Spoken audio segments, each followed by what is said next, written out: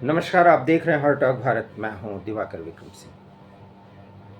देश में वैसे भी राजनीतिक पार्टियों की कमी नहीं है, लेकिन पिछले 5 दिनों के अंतराल में ही लगभग 1 करोड़ से ज़्यादा के फॉलोअर्स के साथ एक नई पार्टी इस देश में वजूद में आ गई है।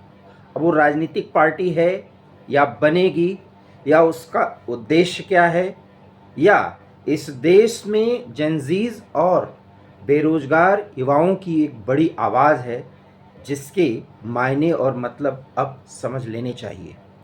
इस देश में बेरोजगारी एक बड़ी समस्या है। देश की आज़ादी 1947 में सुनिश्चित हुई थी और 1947 से लेकर के आज तक इस देश में अगर गरीबी रही है तो बेरोजगारी भी एक समस्या के रूप में रही है। और बेरोजगारी से सबसे ज़्यादा अगर कोई प्रभावित होता है, वैसे तो किसी भी उम्र में कोई भी प्रभावित हो सकता है, लेकिन अगर युवा मन बेरोजगारी से कुंठाग्रस्त होता है तो वो, चूँकि खून नया होता है, इसलिए एक नए रास्ते पर जाकर के अपने लक्ष्य को हासिल करने के लिए आगे आना चाहता है।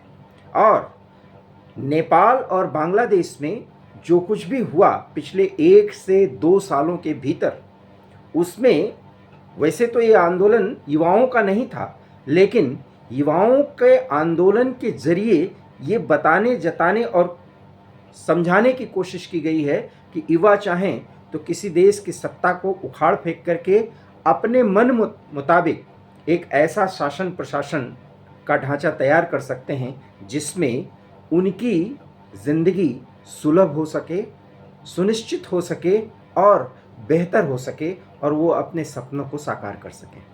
और जेनजीज का ये आंदोलन नेपाल से इसलिए एक मॉडल के तौर पर प्रस्तुत हुआ क्योंकि वहाँ पर बालेन शाह सरकार बनाने के बाद नेपाल पर शासन भी करना शुरू कर चुके हैं। हालांकि नेपाल को वो किस रास्ते पर ले जा रहे हैं, इसके संदर्भ में हार्ट ऑफ भारत पर जब वो शपथ नहीं लिए थे, उसके पहले ही कई विशेषज्ञों के साथ और खुद के विश्लेषण के साथ मैंने विचार रखे हैं। आज भी नेपाल जेनजीज के आंदोलन से उत्पन्न हुए प्रधानमंत्री के कुछ निर्णयों के कारण बहुत असुविधाजनक स्थिति में जाता हुआ दिख रहा है। लेकिन ये नेपाल का मामला है, नेपाल के लोग जाने, क्योंकि उन्होंने विकल्प के रूप में बालेन शाह को चुना। हालांकि बालेन शाह इसलिए विकल्प के रूप में सामने आए क्योंकि वहाँ पर दिखावे के लिए जो वामपंथी सरकार चल रही थी और जितना उसने भ्रष्टाचार किया था, उसके कारण ये तो होना ही था। और लोकतंत्र की आड़ में जितनी राजनीतिक पार्टियों ने वहाँ की जनता का शोषण करना चाहा वो किया, और उसके विरोध में बालेन शाह एक नायक के रूप में उभरे। वो मॉडल चूँकि पेश किया गया था, बालेन शाह के रूप में एक प्रस्तुति हुई थी वेस्टर्न डीप स्टेट के जरिए, और जिसमें अमेरिका के कुछ संस्थाओं की बात और उनके शामिलात होने की प्रमाण भी सामने आ चुके हैं, क्योंकि चीन के प्रभाव को वो भारत के इस हिमालय सन्निकट हिमालयी देश में कम करना चाहता था। इसलिए अमेरिका ने ऐसा किया और चीन के प्रभाव को बहुत कुछ समायोजित करने या संतुलित करने का काम किया। खैर, मैं इन मुद्दों पर बोलूँगा तो ये विषय या ये वीडियो बड़ा लंबा हो जाएगा। इस देश में भी नीट का पेपर अभी लीक हुआ था, उस पर क्या करना चाहिए, क्या वहाँ कमी थी, ये वास्तव में सरकार को जानना, समझना और उस पर एक्शन लेना चाहिए। और ख़ास करके शिक्षा मंत्री धर्मेंद्र प्रधान को तो बहुत ज़्यादा जागरूक होने की ज़रूरत है, और अगर वो ऐसा नहीं कर पाए तो शायद मंत्रालय भी बहुत ज़्यादा दिन तक उनके साथ रहे, ये उचित नहीं लगता। ये प्रथम दृष्टया है, एकाएक किसी बात को नहीं बोलना चाहिए, लेकिन कोई सरकार इसके लिए कहाँ तक जिम्मेदार है, इसकी भी हमें सीमा तय करनी होगी, उसके लूप होल्स को ख़त्म करना होगा। लेकिन इसके बाद मैं एक बयान अरविंद केजरीवाल, जो शराब घोटाले में अभी भी मुकदमे का सामना कर रहे हैं, और यकीन मानिए जेल तो उनको जाना ही पड़ेगा, लेकिन वो कह रहे हैं कि मुझे आश्चर्य हो रहा है कि अभी देश के युवा सड़कों पर क्यों नहीं उतर रहे हैं। राहुल गांधी तो इस देश के प्रधानमंत्री को ही गद्दार कह रहे हैं, और वो एक दूसरे देश के प्रधानमंत्री के जरिए प्रधानमंत्री नरेंद्र मोदी पर ऐसी अनैतिक टिप्पणी कर रहे हैं, मैं शब्द अनैतिक का इस्तेमाल कर रहा हूँ, जो वास्तव में बहुत छिछोरेपन का परिचायक है, जो उन्हें नहीं करना चाहिए। मैं मेलोडी टॉफ़ी का जिक्र करना चाह रहा हूँ और आप समझ भी गए होंगे। बहरहाल राहुल की बात राहुल जाने, क्योंकि इस देश में युवाओं के एस्पिरेशन को पूरा करने का एक बड़ा माध्यम राहुल गांधी भी बना दिए जाते हैं, कभी अरविंद केजरीवाल भी बना दिए जाते हैं। ये विडंबना है, इस देश की विडंबना है। मोस्ट वांटेड पर्सन जो इस देश में वास्तव में जमानत पर बाहर रह करके राजनीति कर रहे हैं, और ये इस देश के लोकतंत्र की खासियत है। और ये देश के युवाओं को सड़कों पर उतरने के लिए बार बार मजबूर कर रहे हैं, उन्हें आह्वान दे रहे हैं, उनका आह्वान कर रहे हैं। और इस देश में लेफ्ट लिबरल गैंग के लोग और उनके माइंडसेट से जुड़े हुए लोगों की संख्या कम नहीं है, जो विभिन्न तरीके से कह रहे हैं कि अब तो युवाओं को सड़कों पर आना चाहिए। सवाल है, युवा सड़कों पर आएं, उद्देश्य इस देश की स्थिति को बेहतर बनाना होना चाहिए, या अपने हक की लड़ाई लड़ने के लिए बिना मतलब का सड़क पर अराजकता पैदा करना होना चाहिए? ये बात समझ से परे है, ये बिल्कुल समझ से परे है। इस देश में तुष्टीकरण के नाम पर, या इस देश में जो खेल कट्टर इस्लामिक पंथियों के द्वारा चलाया जाता है, उसके आड़ में सब कुछ सही और जायज़ बताया जाता है। लेकिन बंगाल में अगर शुभेंदु अधिकारी साफ साफ कहते हैं कि हम उनके लिए मरेंगे जो हमारे लिए वोट किए हैं, और उनके लिए ऐसा काम करेंगे जो वो सदियों याद रखेंगे, तब उसमें सांप्रदायिकता देखी जाती है। सवाल ये है कि इस देश में छूत पार्टी, अछूत पार्टी, उचित पार्टी, लोकतंत्र के संरक्षक पार्टी, ये सब तमगा हम ही आप तो दे रहे हैं, लेकिन हमारा नजरिया क्या है? भारतीय काकरोच पार्टी, भारतीय काकरोच जनता पार्टी। अब बताइए, काकरोच और जनता का क्या मिलन है? ये अभिजीत दीपके नाम का जो ये महाराष्ट्र के पुणे का रहने वाला ये लड़का है, ये आम आदमी पार्टी से जुड़ा हुआ है। और अब आप जान लीजिए, 2019 में एक एफआईआर या एक पुलिस में मामला है, उसके मुताबिक इसके लिंकेज आईएसआई से हैं, अमेरिका में रहता है, आईटी का मास्टर है और आम आदमी पार्टी के लिए काम कर चुका है। ये ठीक है कि इस देश के प्रधान न्यायाधीश जस्टिस सूर्यकांत ने एक टिप्पणी की थी। टिप्पणी का उद्देश्य, संदर्भ, प्रसंग कुछ और था, लेकिन मान लीजिए अगर उन्होंने कॉकरोच बेरोजगारों के संबंध में यूज कर लिया, तो उसके लिए पार्टी बनाना, और पार्टी इतनी जल्दी बन जाती है, उसका पूरा एजेंडा भी सेट कर लिया जाता है, उस पार्टी के इतने फॉलोअर्स भी बन जाते हैं, उसमें महिलाओं के आरक्षण से लेकर के इस देश के जजेस के रिटायरमेंट के बाद उनकी क्या स्थिति होनी चाहिए, कि क्या वो राजनीतिक पार्टी ज्वाइन कर सकते हैं या नहीं, ये तय कर लिया गया। अंबानी और अडानी पर सवाल उठाए गए। अंबानी अडानी इस देश के व्यवसायी हैं, हमें तो अंबानी अडानी फायदा नहीं कर रहे हैं, लेकिन हम अंबानी अडानी का विरोध इसलिए करें क्योंकि अंबानी अडानी का विरोध राहुल गांधी या मौका पड़ने पर वो राजनीतिक पार्टियां कर रही हैं जो विपक्ष में रह रही होती हैं। मौका जैसे ही मिलता है वो तुरंत उन्हीं का सहारा लेती हैं। ये तो इस देश का गजब का मजाक है भाई। तो अंबानी अडानी समर्थित मीडिया हाउसेस पर भी टिप्पणी की गई है। ये भारतीय कॉकरोच जनता पार्टी के जो एजेंडा में है, जो उनका लक्ष्य हासिल करने का एक मानक है, उन सब बातों का जिक्र है। इतनी जल्दी सब इस पार्टी का एक विचार भी बन जाता है, और ये पार्टी अभी एनरोल नहीं हुई है। एनरोल तो कराना पड़ेगा चुनाव आयोग के पास ही जा करके।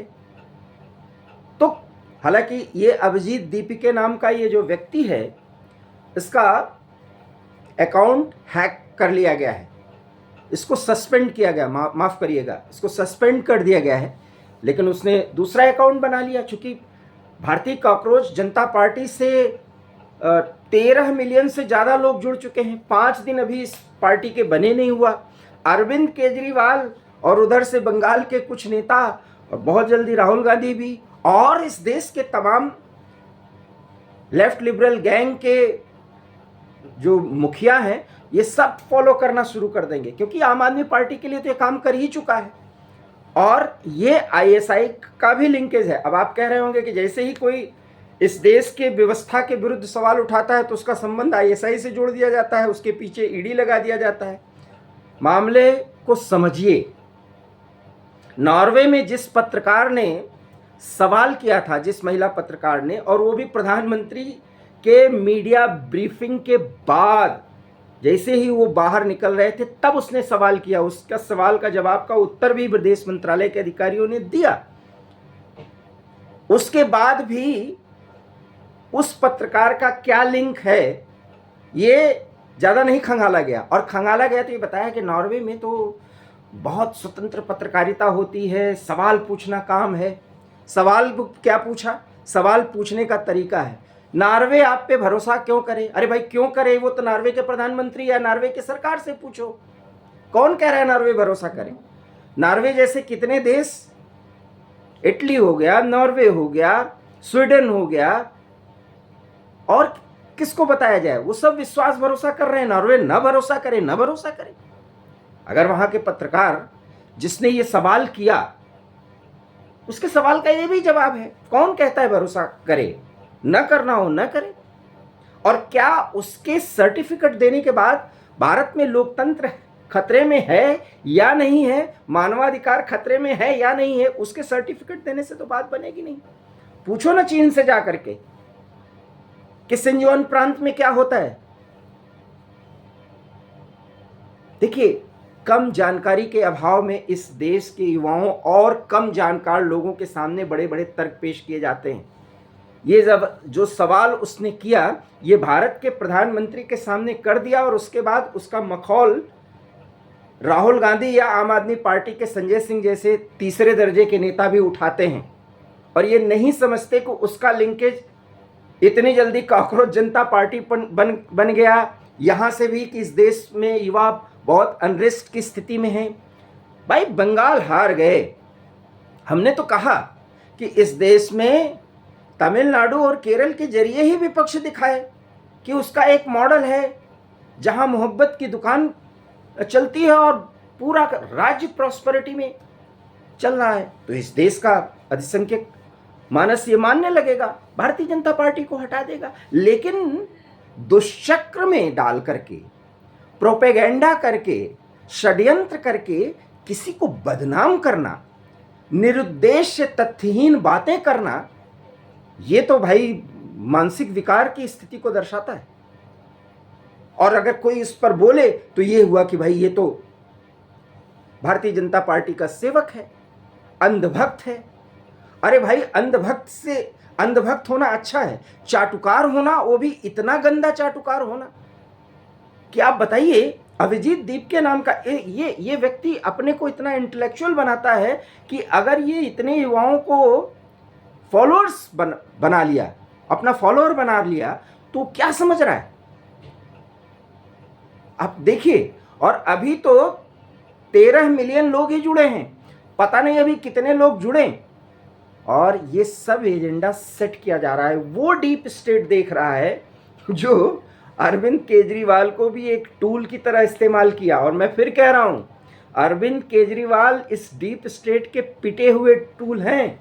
राहुल गांधी तो टूल रहेंगे क्योंकि बहुत बड़ी राजनीतिक पार्टी के नेता हैं और फिलहाल उनको कांग्रेस में कोई चुनौती दे नहीं रहा। असली टूल इस समय इंडिया में विजय जोसेफ हैं, जो तमिलनाडु के वर्तमान में मुख्यमंत्री नियुक्त हुए हैं, शपथ ली है। हालांकि वो व्यक्ति फिल्म स्टार रहा है, वहाँ का हीरो रहा है, लेकिन जितने जल्दी उस व्यक्ति की राजनीतिक उत्कर्ष की स्थिति बनी है, तमिलनाडु के जरिए एक बड़ा गेम प्लान है और उस गेम प्लान में कांग्रेस शामिल होगी। ये मैंने बहुत पहले कह दिया था, जिस दिन ये रिजल्ट आया था। 2 विधायक जो है वहाँ पर मुख्यमंत्री के मंत्रिमंडल में शपथ लिए हैं, जिन्होंने अभी राहुल गांधी का नारा शपथ लेते ही राहुल गांधी जिंदाबाद का नारा भी लगाया, लगाना भी चाहिए। हालांकि राज्यपाल ने उन दोनों विधायकों को मंत्री पद की शपथ लेते हुए रोका कि आप ऐसा नहीं कर सकते। तो अब तमिलनाडु में, केरल में और साथ ही साथ कर्नाटक में कांग्रेस की सरकार है, हिमाचल में है ही, उसे करके दिखाना चाहिए। और उसके साथ जितने भी इंडिया अलायंस के लोग हैं उनको दिखाना चाहिए। अब राहुल गांधी तो रायबरेली में पहुंच करके प्रधानमंत्री को गद्दार कह देते हैं। देख लीजिएगा 2027 में क्या होगा। 2027 के चुनाव में सब कुछ कहते हैं ना, एक नाई नाई सर में कितने बाल, तो कहता है बाबू जो सामने होगा वो आ ही जाएगा। तो 2027 में वो पता चल जाएगा। इस देश में विकृतियों से ग्रस्त हो गए हैं राजनीतिक पार्टी के कुछ नेता, क्योंकि वो मोदी नॉमिक्स और मोदी के प्रचंड लहर के सामने टिक नहीं पाते। तो कॉकरोच जनता पार्टी जैसे पार्टी का ही वो गठन करेंगे, करवाएंगे, उसके लिए विषय वस्तु तैयार करेंगे, माहौल तैयार करेंगे, तर्क देंगे। कॉकरोच का और जनता का क्या रिश्ता? उसका तो यही रिश्ता है ना कि किसी घर में कॉकरोच होता है तो सोचा जाता है कितनी जल्दी इसको मार दिया जाए। और मैं बता दूं चलते चलते कि भारतीय कॉकरोच जनता पार्टी के बिल्कुल आमने सामने की एक पार्टी का गठन हुआ है। किसी एक लड़के ने अभी भेजा मेरे पास ये काला हिट पार्टी कि कॉकरोच को काला हिट ही मारता है। अब वो ट्रेंड नहीं करेगा, शायद इस बच्चे को मालूम नहीं है, मैं उसे बच्चा ही कहूँगा, वो जर्नलिस्ट है इसलिए, और जानता भी है मुझे, मैं भी उसको जानता हूँ। इसलिए नहीं होगा क्योंकि वो अमेरिका से गवर्न हो रहा है और उसके पीछे एक डीप स्टेट है जिसके पास फंडिंग है और जिसके पास पूरा मैकेनिज्म है, वो सब कुछ सेट कर लेता है। और यहाँ कुछ कम पढ़े लिखे, जो पढ़े लिखे तो हैं लेकिन हैं कम पढ़े लिखे, वो उसमें अपना अवसर देखते हैं, अपने लक्ष्य को हासिल करने का एक जरिया देखते हैं। विकृत लोग हैं और इसमें जर्नलिस्ट भी हैं। तो कुल मिलाकर के कॉकरोच जनता पार्टी, भारतीय कॉकरोच जनता पार्टी 13 मिलियन फॉलोअर्स के साथ अब इस देश में एजेंडा सेट कर रही है। मायने और मतलब समझिए, यूथ को सड़कों पर लाने की बड़ी तैयारी है, क्योंकि राहुल एंड कंपनी बुरी तरह बौखलाई हुई है, जिसके साथ डीप स्टेट इस समय एक्टिव है, क्योंकि वो एक मौका देख रहा है। अगर ये मौका निकला तो फिर 2029 भी डीप स्टेट के अपने प्रभाव के हाथ से निकल गया, ये तय मानिए। मैं बात 2029 की कर रहा हूँ, इसके पहले का खेल तो सेट हो चुका है। रही बात 2027 की, जो इस देश में मिनी आम इलेक्शन माना जा सकता है, अर्थात उत्तर प्रदेश का चुनाव, वहाँ तो बाबा का एजेंडा चल ही रहा है, जिसको अगर चुनौती देना है तो 2027 में उस चुनौती को दे सकता है और उसके परिणाम को भी ले या दे सकता है। सब तैयार रहें, क्योंकि किसी को ये कहने का मौका न मिले कि हमें तो मौका ही न मिला। हमारा वीडियो कैसा लगा इस पर कमेंट कीजिए। हमारे चैनल हॉट टॉक भारत को सब्सक्राइब नहीं किया, इसे सब्सक्राइब कर लीजिए। बहुत बहुत धन्यवाद। नमस्कार।